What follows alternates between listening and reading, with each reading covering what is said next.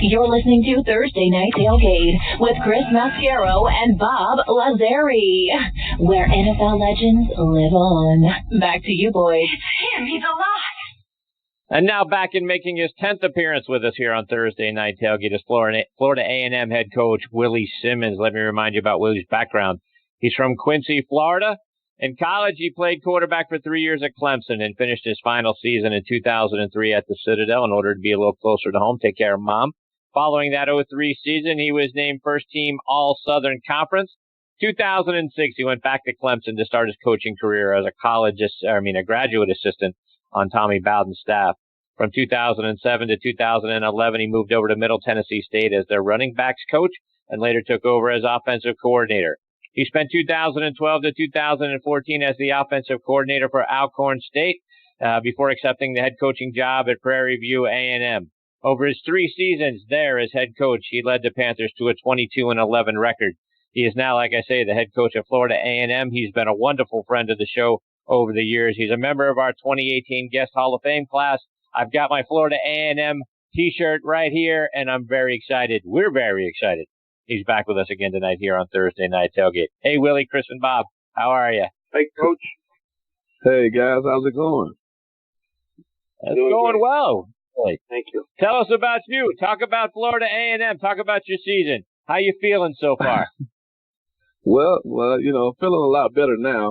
Wasn't feeling so well a couple of weeks ago. We opened the season against Central Florida, and obviously they've done a phenomenal job there. They're ranked in the FBS top 20, highest ranked mid-major program in America, and opened up the season against them. Didn't have a very well showing, but again, the guys responded well. Last week we had a bye week, actually week 2, and I had a really good week of practice, and we had 4 good days this week as we prepare for our first home game this Saturday at 6 p.m. versus Fort Valley State. So looking forward to trying to get back in the winning ways and continuing to build and grow this program up to the level that's expected here at Florida A&M. And just, again, excited about the opportunity and getting ready for Saturday. Willie, talk about some of the players you've got on the team. As I was looking over some of the preseason stuff, your quarterback Ryan Stanley, running back Deshaun Smith, both on the preseason second-team All-MEAC team. And you look over on the opposite side, you got a defensive back and that looks outstanding as well. Also a part of the All-MEAC team. Your punter is on there.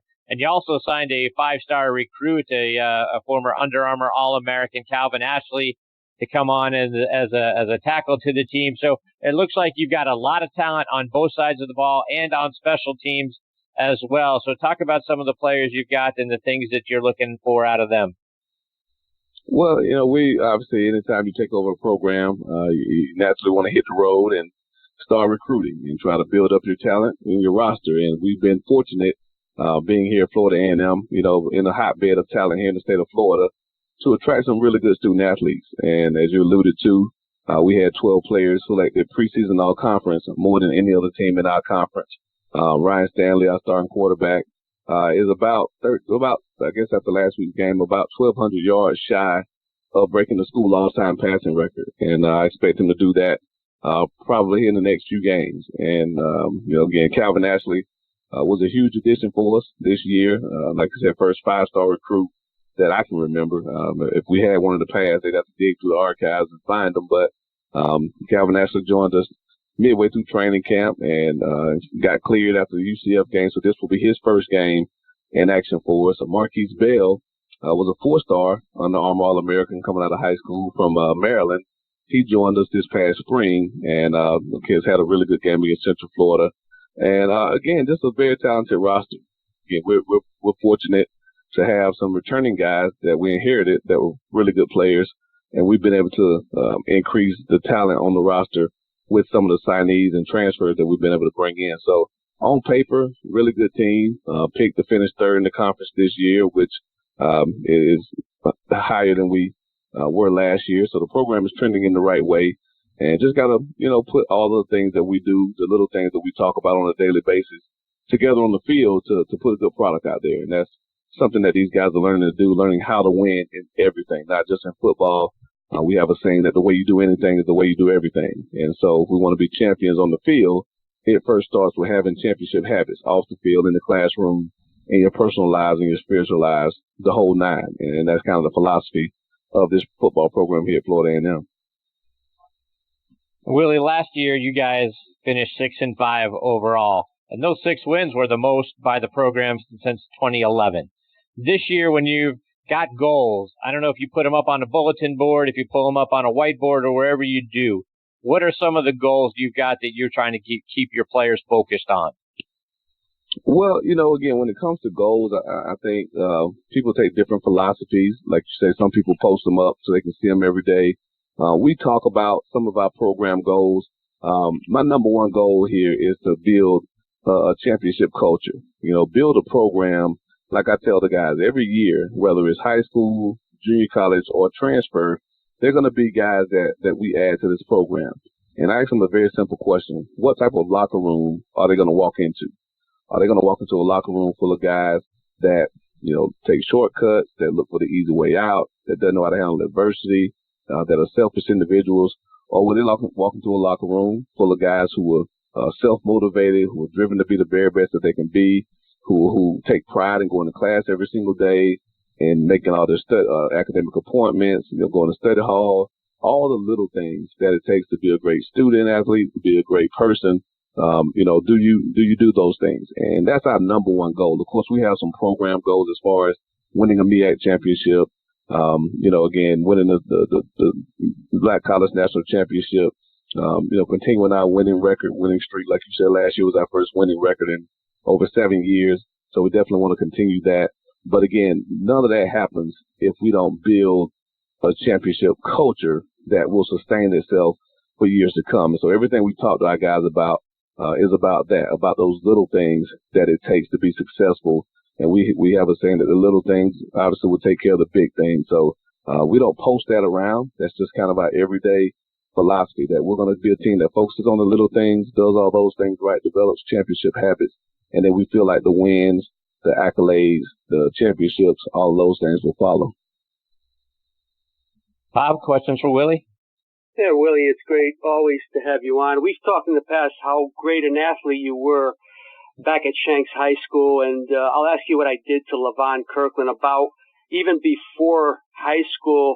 Your youth, Willie, and the sports you were involved in, did playing certain sports and different sports make you a better athlete? And is that the type of athlete you might want to recruit, somebody that's very well-rounded?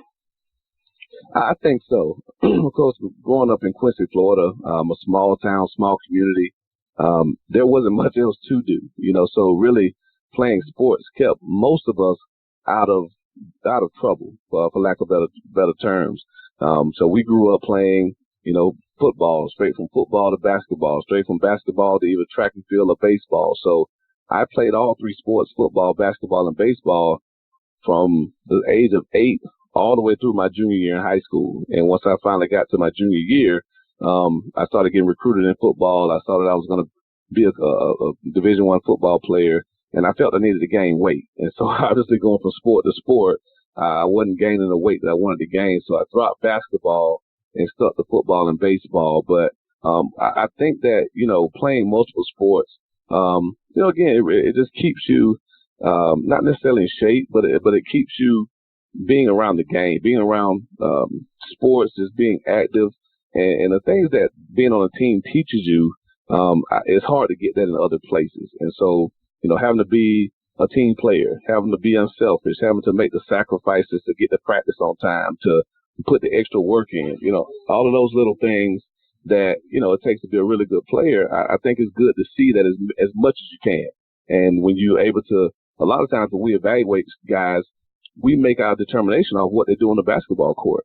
Again, you might have an offensive lineman or a defensive end, and you kind of see some attributes, but then you go and watch him play basketball, and you're like, wow, like this guy can really get up and down the court, or this guy has great lateral movement. He's standing in front of a shooting guard, so those other sports are playing baseball. You see that he has great hand-eye coordination. He can track a deep ball. He's a receiver. He can track a fly ball in the outfield. That he has great ball skills and things like that. So I really think it helps you really evaluate guys. And I would encourage anyone, to play as many sports as they can, as long as it doesn't impede or, prohibit them from really being great at the one sport they choose.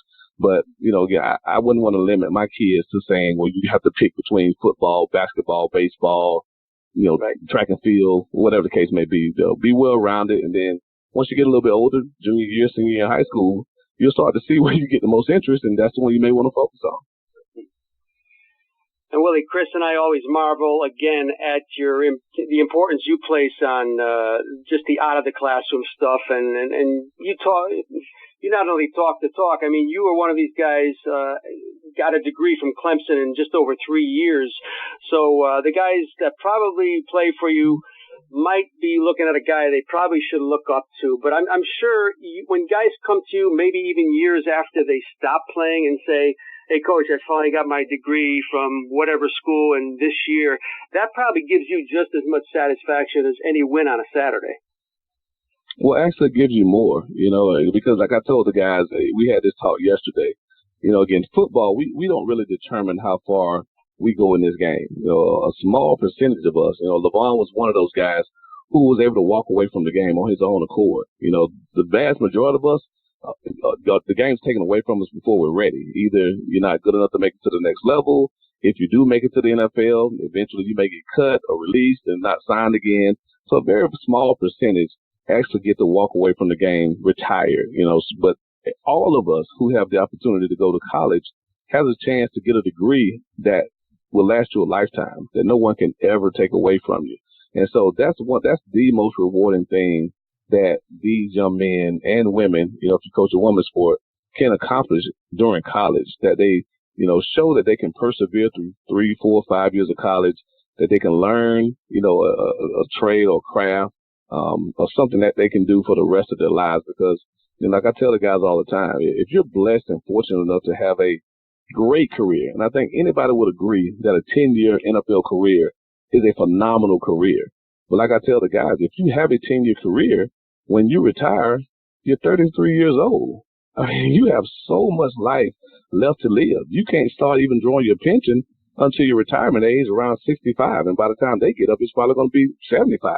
And so what are you going to do in that meantime with that gap? What are you going to do for the next 30 years before you can start drawing your pension? You have to go get a job. You have to start a career. You have to make money for your family. And that's what that education is going to do for you. So I tell them all, I said, you guys have the misfortune of playing for a guy who was raised by an educator, playing for a guy who graduated college in 3 years.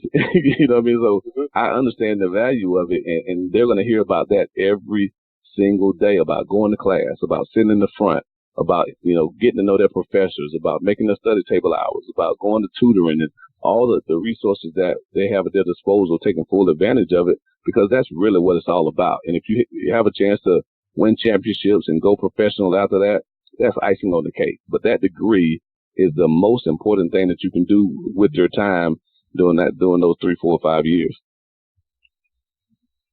Willie, taking that just a little bit further, right? Do you explain to them, how you did it, how you graduated in 3 years, what the habits are that you have to, create for yourself, how you go about organizing and arranging your day, staying disciplined to what those things are, staying regimented to, getting up for early in the morning if you have practice or weightlifting or all those sorts of things, and then going to class and then going to study hall and then coming back and doing this.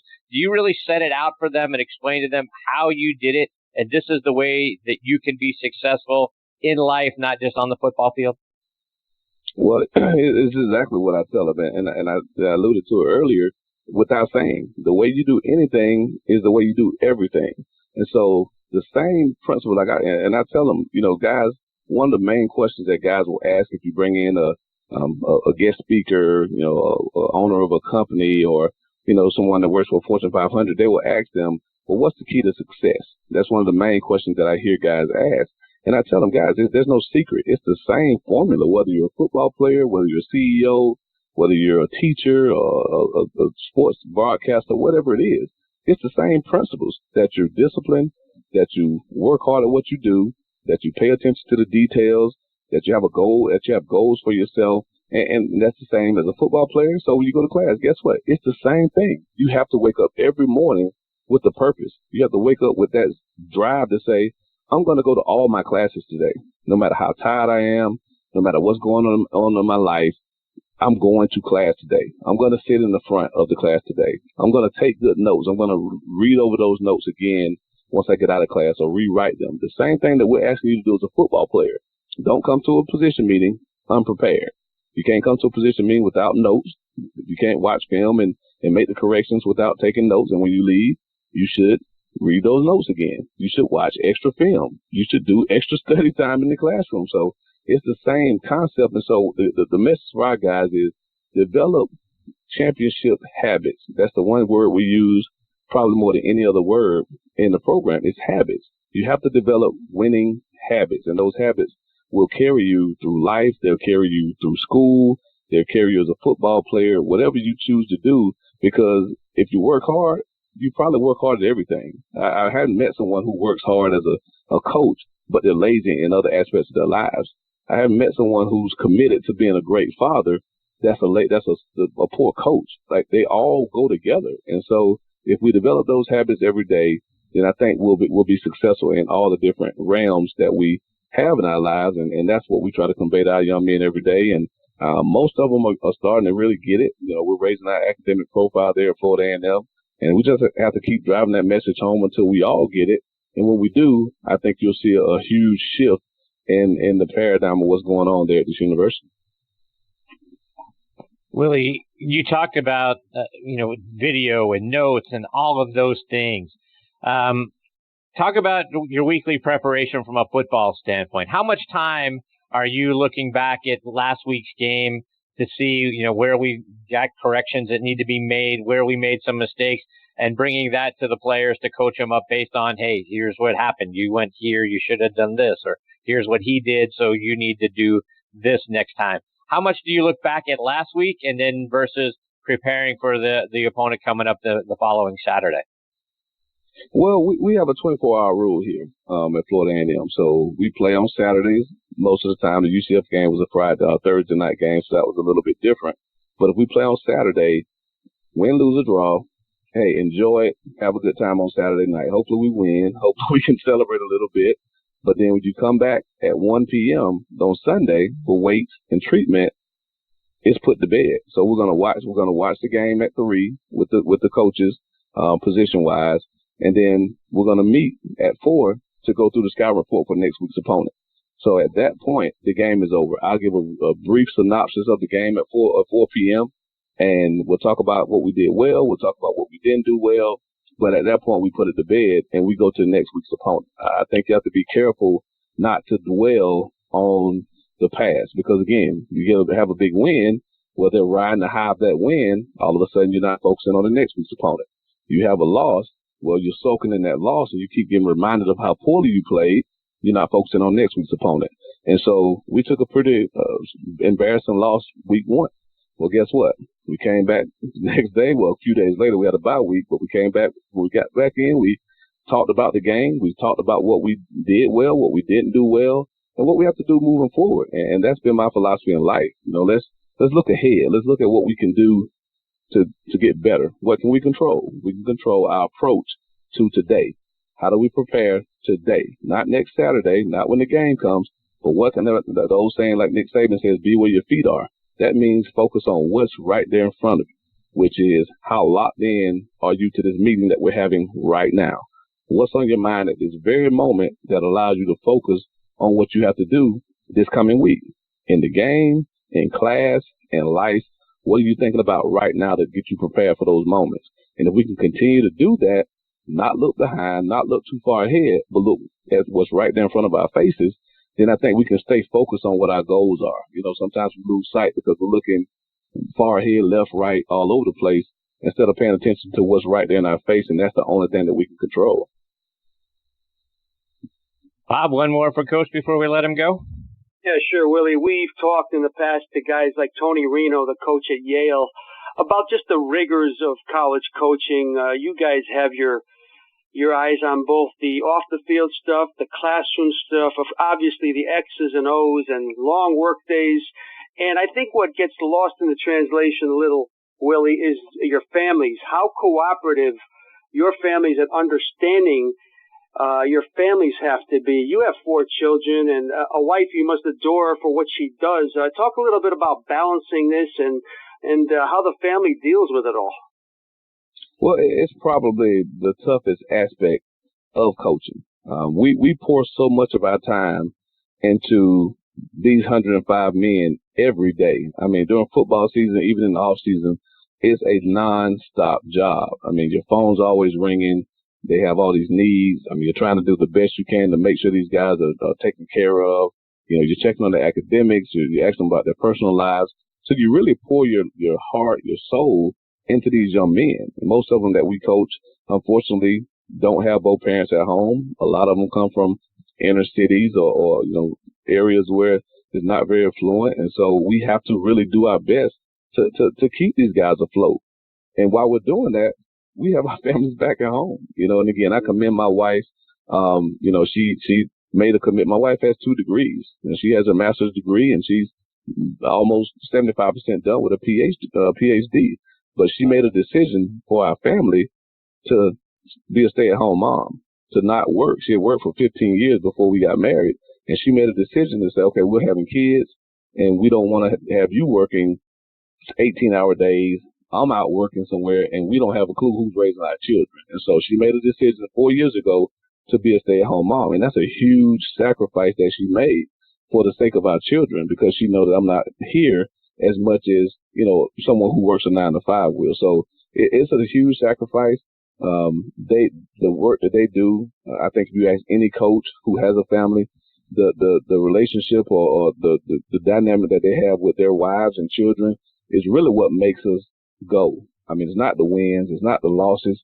It's having a wife who really understands and gets it. Who knows that, hey, I got to be up early in the morning. When I wake up in the morning, even now, me and my 13-year-old daughter are the only ones awake. My wife is still sleeping. The 2 and the 4-year-old are still asleep. I'm walking out the door, kissing everyone goodbye. And when I come home most nights, they're in bed because it's after 9 o'clock.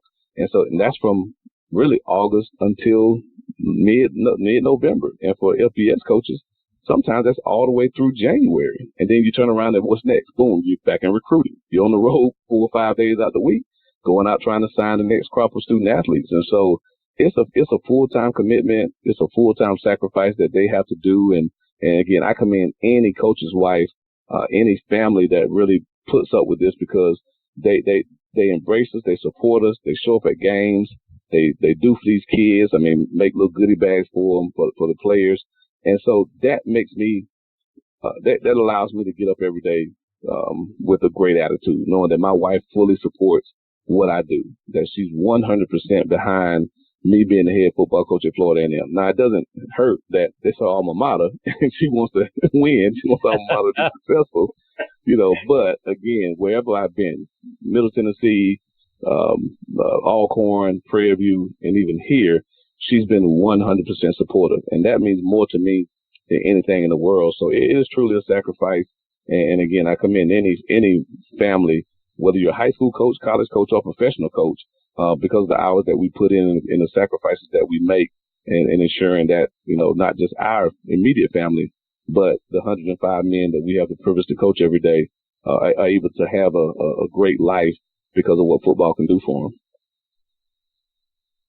Willie, before we let you go, remind our listeners how they can continue to follow you, follow the program, whether it's online, it's on social media, and then take a look ahead, obviously to your game this weekend against Fort Valley State.